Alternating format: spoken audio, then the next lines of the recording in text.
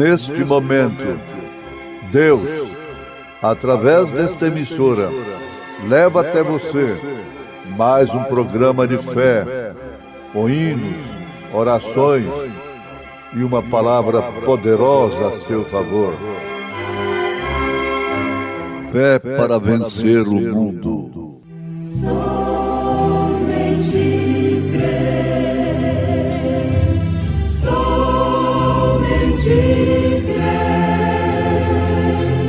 tudo é possível, somente crer, somente crer, somente crer, tudo é possível, somente crer. O Deus de nossos pais ressuscitou a Jesus, ao qual vós matastes, suspendendo-o no madeiro. Deus, com a sua destra, o elevou a príncipe e salvador, para dar a Israel o arrependimento e remissão dos pecados. E nós somos testemunhas acerca destas palavras, nós e também o Espírito Santo, que Deus deu àqueles que lhe obedecem.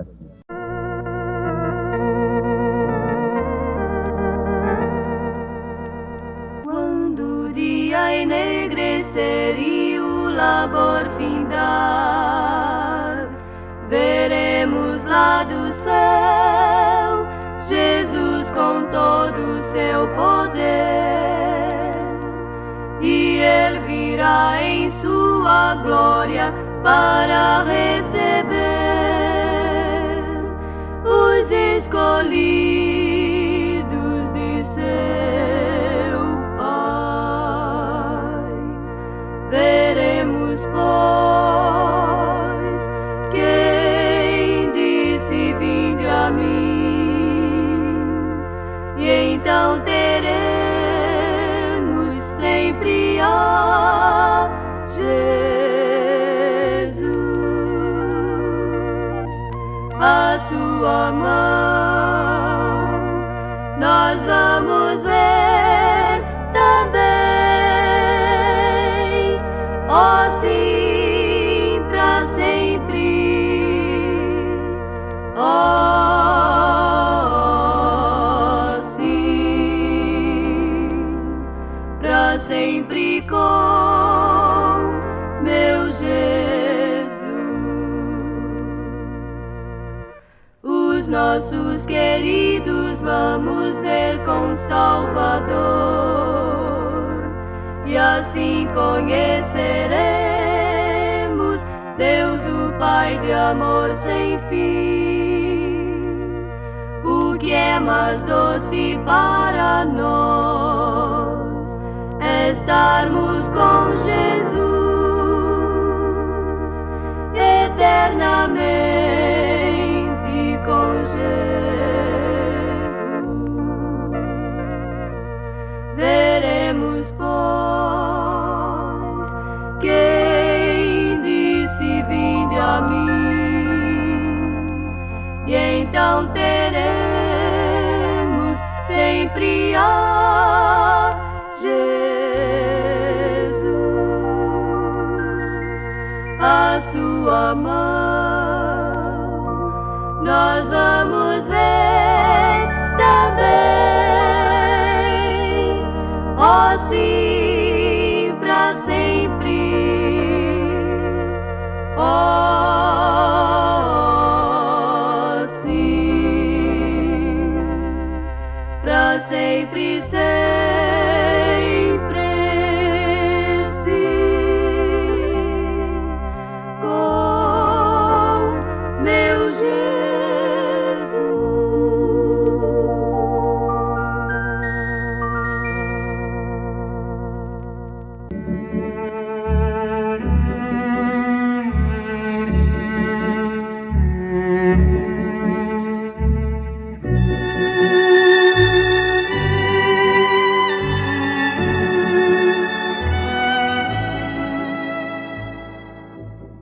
E sem dúvida alguma, grande é o mistério da piedade. Aquele que se manifestou em carne, foi justificado em espírito, visto dos anjos, pregado aos gentios, crido no mundo e recebido acima na glória. 1 Timóteo, capítulo 3, verso 16.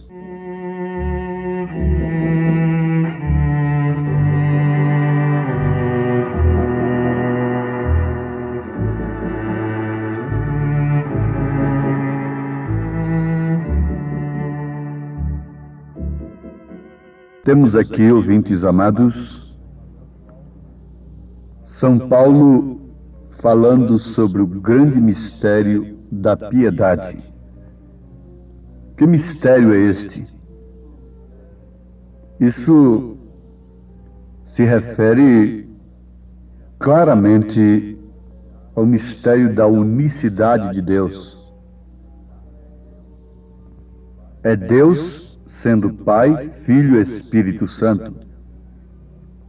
Jesus Cristo sendo o próprio Deus encarnado, sendo Filho com um nome maravilhoso, sendo Príncipe da Paz e sendo também Pai da eternidade, sendo o primeiro e o último. Sem dúvida alguma, grande é o mistério da piedade.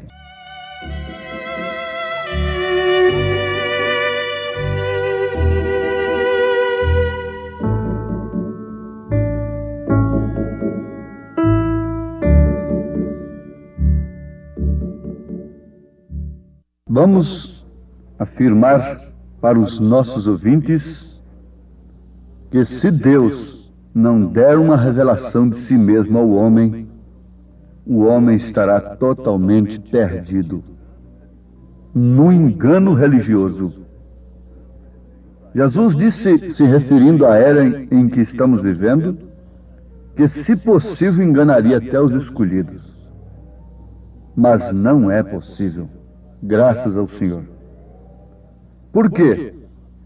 O mistério, uma vez manifestado em Jesus Cristo, vem se cumprir agora em sua noiva. Não é propriamente em um homem à parte, mas sim na noiva de nosso Senhor Jesus Cristo, em seu corpo, que não tem outra cabeça senão o próprio Cristo. Então isso é um mistério que deveria se manifestar plenamente agora, nos últimos dias, quando o mistério da iniquidade também estivesse tomando lugar. Porque você sabe que o mistério das três pessoas distintas é de fato um mistério, mas mistério da iniquidade. O mistério da piedade é Deus manifestado em carne. Acabamos de citar isto nas Escrituras. Paulo está explicando isto claramente. Isto quer dizer, o Filho unigênito estava no seio do Pai, este o fez conhecer. Quando Salomão orou consagrando o templo, vocês vão notar ali em 2 Reis, que ele disse que Deus não podia, de maneira alguma, estar preso somente ali dentro daquele templo, porque ele enche os céus e a terra, mas Deus se manifestaria naquele templo, que apontava diretamente para o corpo de Jesus Cristo. Então Jesus Cristo é Senhor. Por quê? Porque o Pai está nele, fazendo as obras, manifestando. E isto é muito bom, isso é um passo necessário na vida cristã, você ter a revelação disto, para sair do mistério da iniquidade que está marcando os homens em suas testas, em suas mentes. Mas não é tudo. Esse mistério vem a se cumprir no corpo de Jesus, que é sua igreja eleita, sua noiva eleita. Vamos repetir o que vale a pena ser repetido. Não particularmente em um homem, mas sim em todo o corpo do Senhor, em todos os eleitos. Paulo, escrevendo sua segunda carta aos Coríntios, capítulo 4, ele diz, a partir do verso 10, trazendo sempre por toda parte a mortificação do Senhor Jesus no nosso corpo, para que a vida de Jesus se manifeste também em nossos corpos. E assim nós, que vivemos, estamos sempre entregues à morte por amor de Jesus, para que a vida de Jesus se manifeste também em nossa carne mortal. Amados, isto aqui vem trazer a igreja ao verdadeiro novo nascimento. O novo nascimento conduz a igreja àquela estatura do varão perfeito. A fé, a virtude, o conhecimento, a temperança, a paciência, a piedade e o amor fraternal. Nada disto do homem particular, mas todas estas virtudes sendo de Jesus Cristo, do próprio Deus, operando nesta carne mortal. Isso é um mistério piedoso, isso é mistério da piedade. Deus se fazendo homem para que o homem se fizesse Deus. Somos pequenos Messias, somos deuses, diz a palavra. Agora, Sara achou muito duro e descreu naquilo que ela estava ouvindo Eloí falar com seu marido. Por quê? Porque ela se encontrava impossibilitada, mas descrendo, ela estava chamando Deus de mentiroso. A dúvida está dizendo que a palavra de Deus é mentira. Sara não morreu por causa de Abraão, e nós já não perecemos por causa de Cristo, por causa do Senhor Jesus. Mais tarde, Sara chegou à conclusão de que, de fato, o filho teria que vir através dela. Filho legítimo, não através de uma serva escrava, mas sim o filho legítimo, Isaque, era através dela mesmo. E esse mais tarde chegou para Sara, e porventura não tem chegado para nós? Até quando vamos titubear e pormos a palavra de Deus em dúvida a nosso respeito e descrermos de suas promessas? Sim, amados.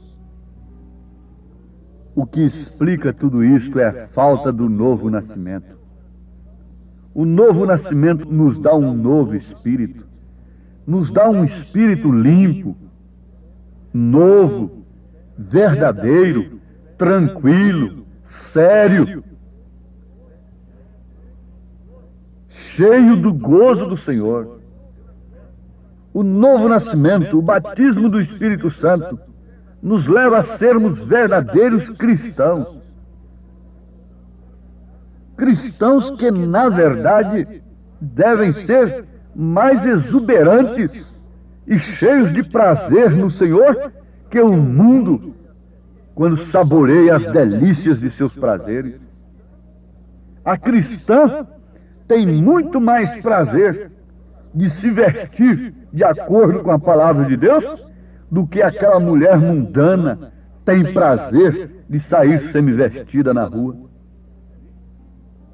Sim, o cristão verdadeiro tem muito mais prazer nas coisas de Deus do que o homem mundano sem Deus tem prazer nas coisas do mundo. Você vê aquele jogador viciado, que dá tudo pelo jogo, que passa noites no jogo, Ele está imergido ali, deu toda a sua vida, todo o seu ser, arrisca tudo no jogo. Um cristão verdadeiro ainda é mais do que ele.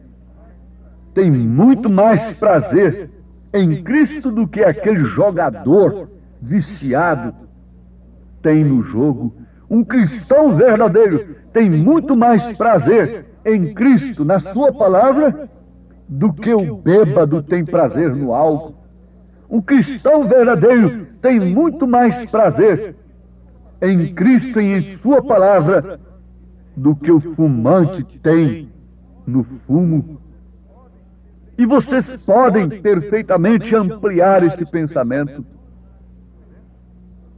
Sabemos que tantos cristãos como os do mundo, tantas pessoas que têm o Espírito Santo, como as pessoas que não têm, são humanos. E por isso ambos têm emoções. Mas há uma diferença. A diferença é que o coração e as emoções do cristão estão inteiramente no Senhor da glória e seu amor, enquanto que o mundo satisfaz a carne do mundano.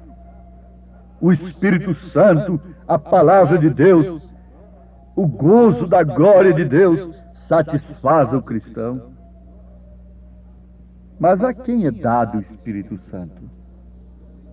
Nós já temos aprendido o que é o Espírito Santo, para que foi dado o Espírito Santo e como receber o Espírito Santo. Mas agora nós perguntaríamos a quem é dado o Espírito Santo. Se você começar a analisar as Escrituras e a história, olhando por esse prisma, você vai constatar, você vai tirar uma conclusão da classe de gente que recebeu o Espírito Santo. Começa lá no tempo do dilúvio. Antes do dilúvio, quem é que tinha o Espírito Santo? Era Noé. E o que fazia Noé? Cria e obedecia a palavra de Deus. Você vem trazendo no Velho Testamento, vem vindo até o Novo Testamento, e depois você vai lá para o cenáculo em Jerusalém e veja quem foi que recebeu o Espírito Santo. Veja a classe de gente que recebeu. Em qual religião eles estavam, em qual denominação eles estavam quando foram cheios do Espírito Santo. É uma pergunta desafiadora. Eles estavam simplesmente na palavra do Senhor. Eles estavam simplesmente em obediência à palavra do Senhor Jesus Cristo. Ali não havia nenhum título de igreja naquele instante. Quando eles foram cheios do Espírito Santo, e veja que classe de gente, veja a classe de fé daquelas pessoas, veja o batismo delas. Sim, você tem coragem de dizer que Pedro errou em batizar o povo em nome do Senhor Jesus Cristo? Que Paulo também errou? E quem acertou foi a igreja casada com o mundo, não é? Sim, tendo emoções com as coisas do mundo, tendo sensação com as coisas mundanas. Esta é a que acertou, não é? Está aí até hoje batizando nos títulos, sem usar o nome do Pai, do Filho e do Espírito Santo. Como podemos ter prazer na palavra de Deus, no cumprimento das Escrituras, sem que aquele mesmo Espírito que estava em Pedro, dando aquela ordem, ele disse que a promessa era para aqueles e para todos quantos Deus chamasse. Nós estamos na mesma era que eles estavam, em um sentido, isto é, estamos sob o mesmo Deus. Jesus Cristo é o mesmo ontem, hoje, eternamente. Se naquele dia eles pensaram que os apóstolos estavam cheios de vinho, por causa do estímulo, por causa do prazer, por causa de suas emoções, do cumprimento do que o profeta houvera dito, o profeta Joel, eles pensaram e disseram: estão cheios de vinho, estão cheios de mosto, estão embriagados. Sim, eles estavam embriagados, eles estavam cheios de gozo, eles estavam cheios de prazer, embora sabendo que estava pela frente deles cadeias, martírios, morte cruéis, mas eles estavam rejubilantes, exuberantes, cheios de prazer no Senhor, cantando dentro das cadeias, glorificando ao Senhor. Oh, que contraste tremendo com o mundo religioso de hoje, que se garba ser apostólico, que se garba ser cristão, que se garba ter Pedro como base, como alicerce. Que contraste, que paradoxo! Pedro disse: arrependei-vos e cada um de vós seja batizado no nome de Jesus Cristo para perdão dos pecados, e recebereis o dom do Espírito Santo. Mas o que acontece aos religiosos? Eles seguem adiante. Eles não podem ver isto. Se eles o vissem por meio do Espírito, então eles saberiam que para receber o Espírito Santo necessitam de se arrepender em primeiro lugar e serem batizados no nome do Senhor Jesus Cristo. E então Deus estaria obrigado a cumprir a sua palavra, enchendo-os com o Espírito Santo. Mas tem uma coisa: estes incrédulos nunca entram no Espírito de Deus, porque se o fizessem, sucederia justamente com eles exatamente como diz a palavra. Nós acabamos de citar Pedro dizendo: e nós somos testemunhas acerca destas palavras, nós e também o Espírito Santo que Deus deu àqueles que lhe obedecem. Você diz que está obedecendo a palavra de Deus? Isto é bom. Qual é o resultado da maneira que você está obedecendo? Tem lhe dado todo prazer e todo gozo em Cristo Jesus? Você já pode chamar as coisas que não são como se já fossem? Você tem aquela fé que é o firme fundamento das coisas que se esperam, a prova das coisas que não se veem? Ou somos crentes naturais, que só enxergam pelos olhos naturais e querem receber recompensas de Deus somente aqui na terra, e tendo o crescimento material da organização como bênção de Deus? Que engano, que cegueira! Justamente na era em que a igreja seria rica, abastada, é que Deus a chamou de pobre, miserável, cega e nua. Apocalipse 3, versículo 17. Justamente quando ela estivesse rica. Que Deus abençoe a você individualmente. Você é a igreja de Jesus Cristo. Você chega a ser a revelação, a manifestação do mistério da piedade. Deus em carne, Deus andando em dois pés. Esse é o mistério de Deus na sua igreja, não propriamente em um homem à parte, mas nos seus eleitos, em seus filhos, em todos quantos Deus chamou e deu-lhes o Espírito Santo. Em nome de Jesus, recebam convicção disto. Amém.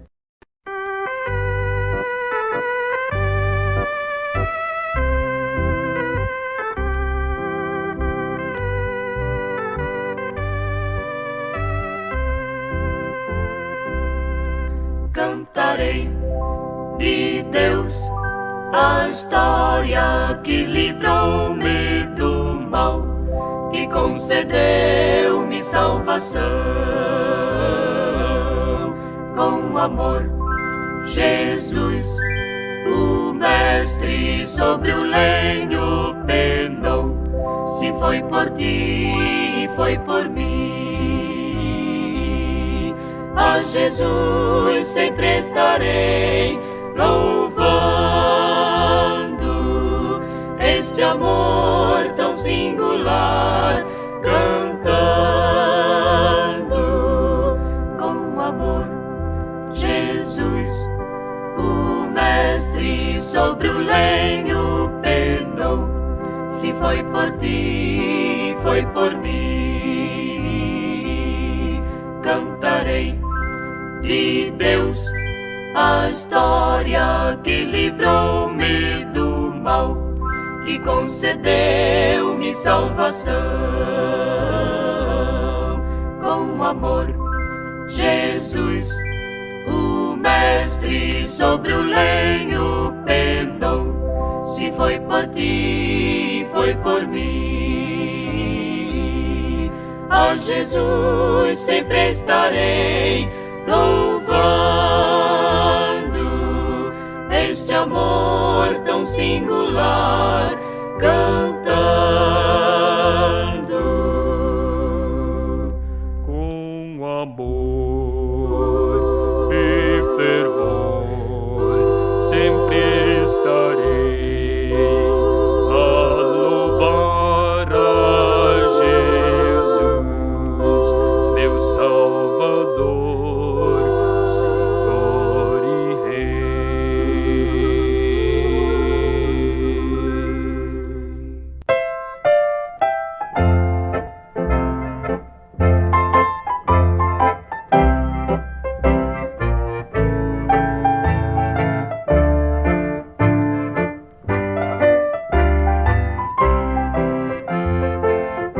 Coroa real não houve para meu Jesus, mas sim espinhos, dores e a cruz.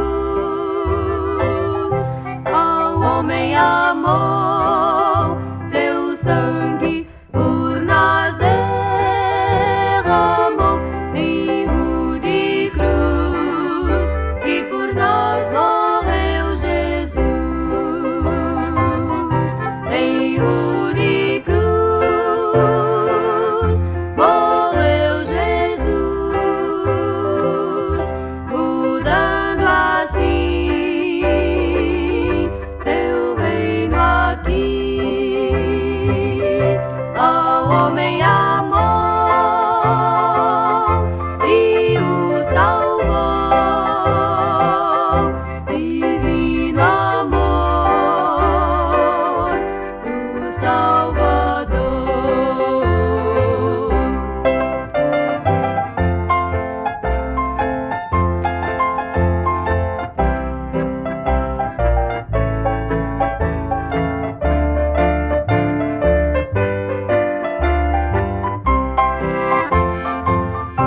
Cristo não teve um mundo de muito esplendor, mas padeceu num madeiro de horror.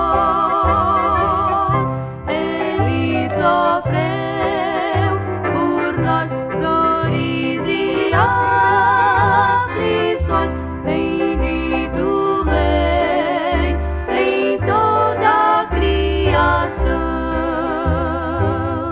Em rude cruz morreu Jesus, mudando assim seu reino aqui.